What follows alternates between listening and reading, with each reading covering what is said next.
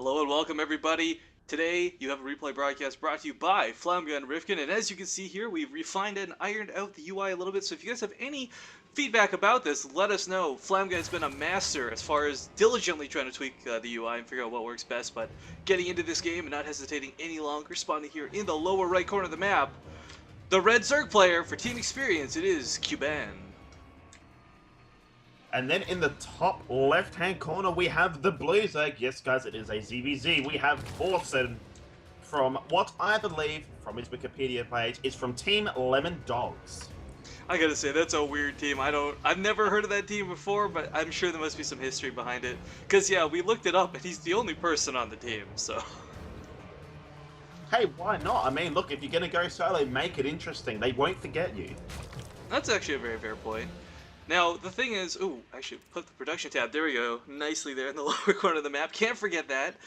But okay, Flamka, it's ZvZ, and I gotta say, you know, it still breaks down a lot to these Muta versus Muta fights, but I have to say, at least at the time of this broadcast, we've started to see some players start to branch out and evolve, so to speak, from that particular playstyle. We're starting to see more Roach and Fester. We see some people throwing 10 pools out even to mess with the early game. Obviously not here today, but what do you think? How do you feel this is gonna go? Well, Rifkin, there has been a couple of new things. I mean, the main thing I've been seeing is Roach Hydra, with adding infestors on after, because if they get Mutalisk, I mean, Hydra's, because you're not going to be able to get a third base generally, or the third base is really close. Hydra's just a really good option, and they do a lot of damage, and with their increased movement speed, are just a more viable option now. But even then, I have seen a couple of people go infestors, so I'd like to see some Muta v some Roach Hydra, because that's just really interesting to watch. It's sort of like, I suppose, Terran vs Zerg. But you know what? It's ZvZ, anything can happen. Well, you know, the last time I watched the game, I didn't have the pleasure of casting this one, Panda and Doom did, but the last time I saw a ZvZ on this map in particular, Belshire Vestige, it was Snoop versus Livezerg, and we had, I think it was like Roach Hydra and Fester versus Ultralisk. And that was the coolest game to watch, because not only was it not, well, I mean, there were Mutalisks involved, but it wasn't just, you know, Mutaball versus Mutaball, one player, GG's the end of the game. So, I mean, there's a lot of potential for crazy different things to be happening, and I love that players are starting to branch out and change that. Like you said, Roach Hydra becoming more and more viable. Well, yeah, I think it's just so viable now because of the Viper. I mean, look, you go Roach Hydra Lair against Muta, I mean, that's okay.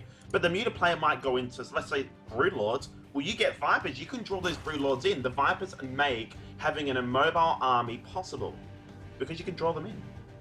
Yeah. Well, the question I have here is, both these players are playing fairly similar. Will they just kind of have that, you know, the silent gentleman's agreement, you know, okay, I won't all-in you early on if you don't all-in me early on, or I really want to see some early aggression, but with the early evolution chamber, Forsen might be going for that +1 Carapace. That's actually really interesting. The +1 Carapace is a great addition in the early ZvZ matchup. I mean, the +1 armor, for those who don't know, you know, we see so much Zergling Baneling aggression, and while it doesn't dynamically and radically change the Zergling fights, they're very scrappy. I mean, the armor will definitely play a huge benefit to them. It's more important versus the Banelings, because the Banelings, oh, we even have xpKubbaN go for a Baneling Nest. So this is going to work out very nicely for Forsen, because the +1 armor leaves you with 1 health on your Zerglings instead of being completely annihilated. Well, a lot of people were going on about, well, what can you do different in ZvZ? And when people were going Roaches, you'd get the +1 attack just so you could kill the Roaches faster. But that Carapace makes a ridiculous difference. I mean, it's really an unfair advantage you get just having +1 Carapace. Well, even planning ahead, the nice thing about it is by not going for melee weapons, if you want to change your tech to Roach Infestor or Roach Hydra or something, you've got the +1 Carapace that will benefit them as well. Yeah. It's just one of those beneficial upgrades. It's just worth getting. It's actually sort of like getting Roach Speed. A lot of people just get Roach runs and Roach Speed because when you're late game and you're remaxing, a maxed Roach arm is much stronger than a maxed Ling arm. It's just one of those beneficial things. You just get it. It's pretty much standard in ZvZ if you want to go that composition. Well, Forsen getting in here and seeing a scout of just about everything inside xpKubbaN's base, I'm curious if this will trigger some aggression, because, I mean, that +1 armor, the Carapace, it's not exactly used for defensive purposes. Oh, no. I guess as ironic as it is to have armor and not provide defense. I'm going to get a shield, and then I'm going to beat you with it. Yeah, pretty much. Both players going for those 4 gas, though, so we may see this skip right on over to the Mutalisks, and if that's going to be the case, the +1 armor is going to be a little bit less big of a deal, but having Link survive underneath the Mutalisk is huge when it comes to those fights. Well, if they do go the same thing and they both have Lings, then we're going to see that Forsen's Lings are just going to be so much more robust, which would be super awesome. But the lads are about to finish up. Let's see what tech choice they are going to make. A little Zergling scrap fight going on near the 3rd base right now, but nobody really losing too much of anything. xpKubbaN, though, is aware that the Forsen has a lot of units on the field, and if he was looking, should have seen the +1 armor. Yeah. Oh, that's actually a comment for the UI, just while we're in the middle of the cast here, Flamga. Yeah. We need to throw the unit upgrades back on the unit selection. Well, see, Blizzard have this thing called the upgrades tab now, so they were like, well, we're going to remove that on this unit selection. If you hit G, you get the upgrades. Fair point. We'll have to see how people receive it. I mean, I'm personally okay with it because I can hit G anytime I want. I wonder what the upgrades are. Swap to the tab real quick. It just depends what everyone's used to. So yeah, feedback on that would be really appreciated, guys. But we are going to have a bit of a Ling run by here by xpKubbaN. Well, I guess a Ling buy is a pretty appropriate way to phrase it too, because yeah, there's a lot of them trying to flood in here. But Forsen's got enough forces, especially with that +1 weapons now even coming out. He's going to win every Zergling fight, no question about it. Couple Banelings coming in for xpKubbaN at home, but I mean, again, Forsen's got that +1 armor. I feel it's going to play a huge deal in this fight. Yeah, this is going to make such a huge difference. More links streaming across. xpKubbaN's got the numbers, though. Numbers beat out upgrades every single day of the week, but the 3rd base, unguarded, undefended. Forsen going to do a ton of damage. Might even force a cancel. It's getting really close. Oh, Rifkin, there goes the cancel. Some not bad Baneling hits either, but xpKubbaN definitely getting the just the bad end of that trade, because now Forsen, he's got, who cares about the minerals, he's got those 2 extra geysers mining now. Yeah, and both players going for Mutalisks, that is a massive deal. Not only can Forsen afford the extra upgrades, he can get more Mutalisk, but at the same time, xpKubbaN not being able to spend as many minerals as he can might end up with more links. And as we all know, a lot of links, you can do a lot of things. You can just run by whenever you want. So he still has the chance to come back, and I'd like to see him do that. Yeah, it's really unfortunate when you know you've got that dominating Mutalisk force. Ooh, a little bit of engagement. We almost the natural right now. It's actually definitely going to Forsen's way. Those upgrades starting to play that effect. The Spy Collar not being as much help as you want, and the Mutalisks, well, nice. They don't clean up Zerglings too quickly. Yeah, and it looks like we are going to have another cancel on the no cancel. Complete denial of that base, and this is just putting xpKubbaN that little bit extra further behind every time he takes one of these engages and loses. Look at the great units on the field. I mean, he's up a Mutalisk by just barely, but it's that underground army that's going to make such a big difference. Well, look, in the end, Forsen will pull ahead very slowly in the Mutalisk count, but if there are astronomically more lings for xpKubbaN than Forsen, then Mutalisks aren't. I mean, look, the Mutalisks might clean it up, but they are going to be able to do lots of damage still.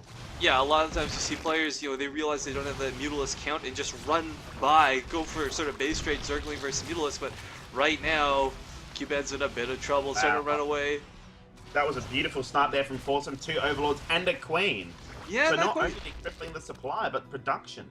Yeah, he didn't quite get the Baneling Nest. I think they would have been really big for him if he could have pulled that off, but both players continue with fairly even Mutalisk counts, but Forsen without the Zergling support underneath them, this could really hurt him in the next engagement, because, man, those Zerglings soaking the glaive bounces are such a big deal.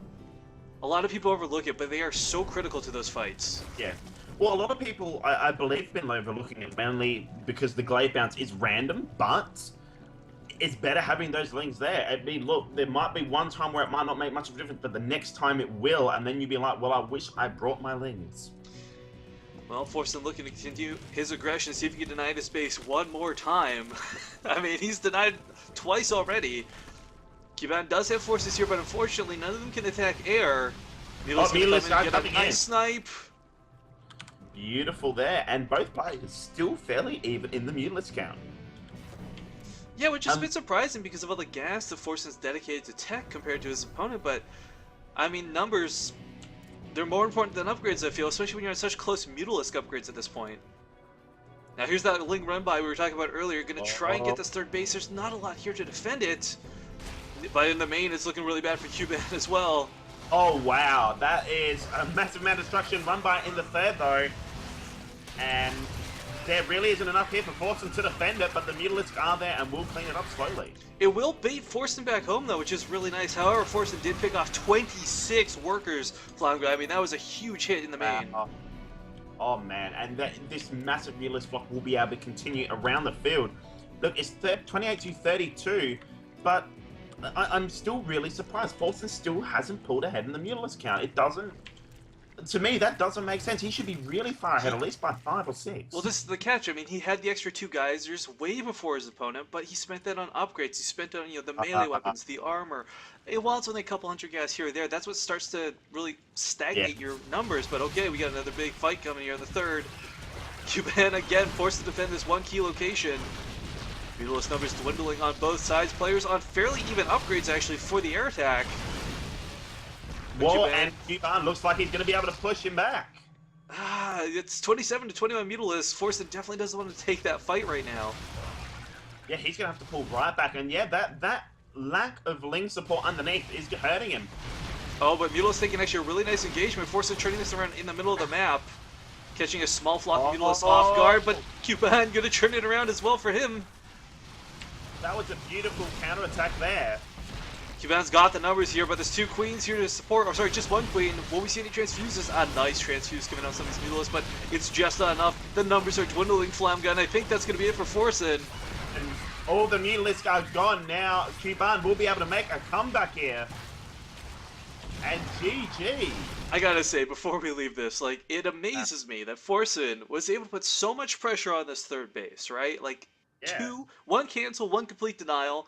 He had the extra upgrades early on too, but still xpKubbaN was able to bring it back. And this is one of the rare situations where I don't think that was the randomness of the Mutalisk that won him the game. No. It was just a good engage in a defensive location.